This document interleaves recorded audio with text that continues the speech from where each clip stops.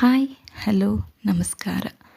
ಇವತ್ತಿನ ಈ ವಿಡಿಯೋದಲ್ಲಿ TET, GPSTR ಹಾಗೆಯೇ HSTR ಎಕ್ಸಾಮ್ಗಳಿಗೆ ಸಂಬಂಧಿಸಿದಂತಹ ಸಮಾಜ ವಿಜ್ಞಾನ ಪ್ರಶ್ನೋತ್ತರಗಳ ಸರಣಿಗಳನ್ನು ನಾವಿಲ್ಲಿ ನೋಡಬಹುದು.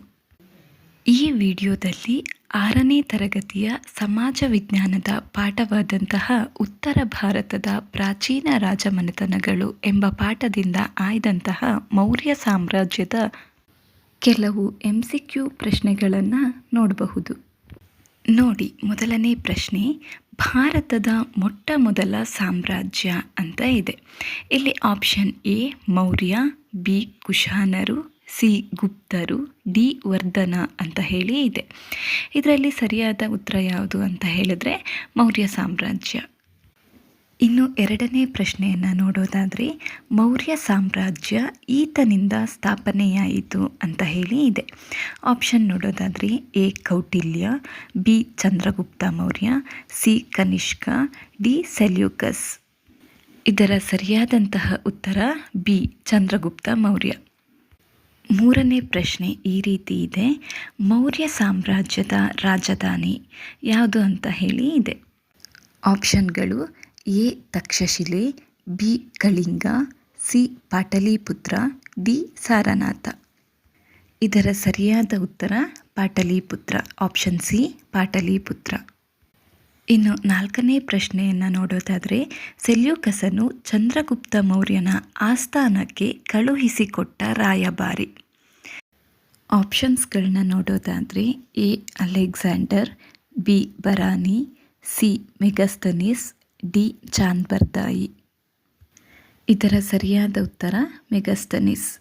ಮುಂದೆ ಐದನೇ ಪ್ರಶ್ನೆಯನ್ನು ನೋಡೋದಾದರೆ, ಮೌರ್ಯ ಸಾಮ್ರಾಜ್ಯದ ವೈಭವವನ್ನು ಸಾರುವ ಮೆಗಸ್ತನಿಸ್ನ ಕೃತಿ. ಆಪ್ಷನ್ಗಳು ಈ ರೀತಿ ಇದೆ, ಎ ಇಂಡಿಕಾ, ಬಿ ಅರ್ಥಶಾಸ್ತ್ರ, ಸಿ ಸಿಯುಕಿ, ಡಿ ಮುದ್ರಾ ರಾಕ್ಷಸ. ಇಲ್ಲಿ ಮೆಗಸ್ತನಿಸ್ನ ಕೃತಿ ಯಾವುದು ಅಂತ ಹೇಳಿದರೆ ಇಂಡಿಕಾ.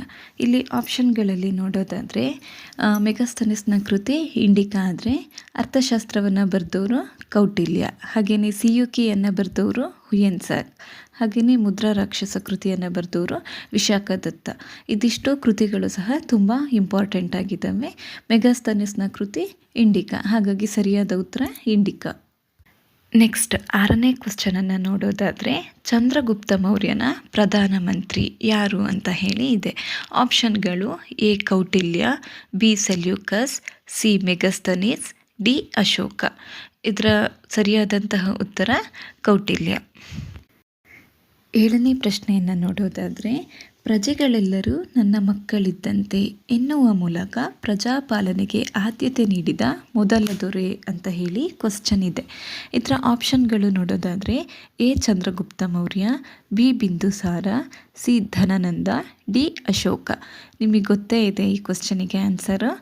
ಸೊ ಡಿ ಅಶೋಕ ಸರಿಯಾದಂತಹ ಉತ್ತರ. ನೆಕ್ಸ್ಟ್ ಎಂಟನೇ ಪ್ರಶ್ನೆ, ಮೊಟ್ಟ ಮೊದಲ ಬಾರಿಗೆ ಅಶೋಕನ ಹೆಸರು ಕಂಡುಬಂದ ಶಾಸನ. ಆಪ್ಷನ್ಗಳು ಎ ತಾಳಗುಂದ ಶಾಸನ, ಬಿ ಮಸ್ಕಿ ಶಾಸನ, ಸಿ ಹಲ್ಮಿಡಿ ಶಾಸನ, ಡಿ ಐಹೊಳೆ ಶಾಸನ. ಇದರಲ್ಲಿ ಸರಿಯಾದಂತಹ ಉತ್ತರ ಯಾವುದು ಅಂತ ಅಂದರೆ ಮಸ್ಕಿ ಶಾಸನ. ಯಾಕಂತಂದರೆ ತಾಳಗುಂದ ಶಾಸನ ಕದಂಬ ವಂಶಕ್ಕೆ ಸೇರಿರುವಂಥದ್ದು. ನೆಕ್ಸ್ಟು ಹಲ್ಮಿಡಿ ಶಾಸನವೂ ಸಹ ಕದಂಬರಿಗೆ ಸೇರಿದ್ದು ಕನ್ನಡದ ಮೊದಲ ಶಾಸನ ಅಂಥೇಳಿ ಕರಿತೀವಿ. ಇನ್ನು ಐಹೊಳೆ ಶಾಸನ ಇಮ್ಮಡಿ ಪುಲಿಕೇಶಿಗೆ ಸೇರಿರುವಂಥದ್ದು. ಸೊ ಮಸ್ಕಿ ಶಾಸನ ಸರಿಯಾದಂತಹ ಉತ್ತರ.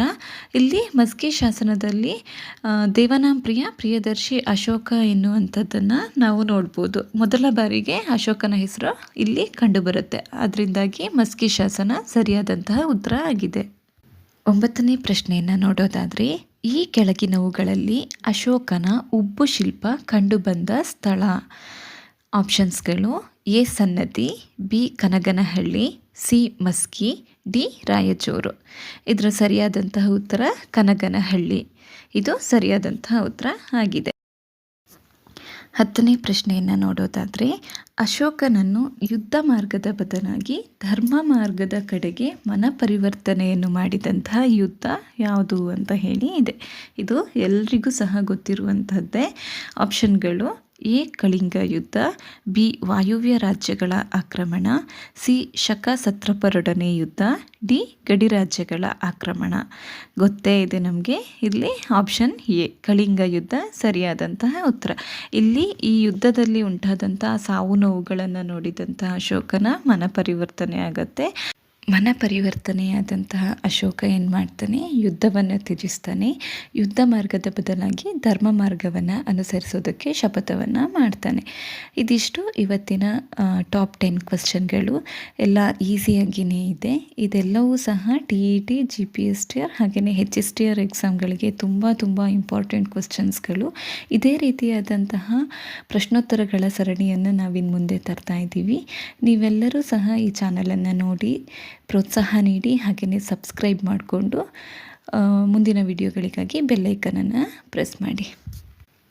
Thank you.